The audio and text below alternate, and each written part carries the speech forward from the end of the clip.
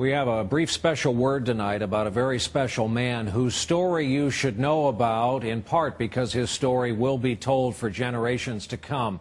Robert Howard might have been the toughest American alive while he was among us.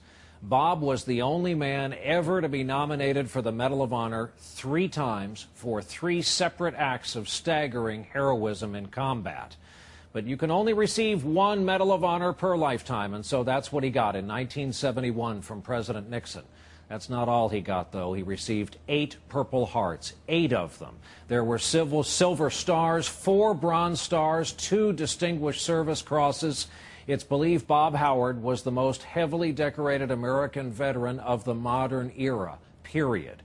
He was a proud product of Alabama, and he let you know it. He was a Green Beret, Special Forces. While technically he fought in the Vietnam War, he fought in Laos and Cambodia and all kinds of other places where we were once told U.S. forces weren't fighting at the time. In one 54-month period, he was wounded 14 times. He served 5 tours of duty in Vietnam, and in recent years he loved his trips to Iraq and Afghanistan to visit the men and women in uniform and in the fight there. Bob had 2 master's degrees, but for the most part he was a soldier with only 1 employer. When he retired from service back in 2006 as a full colonel, he'd been an employee of the U.S. government in all for 50 years.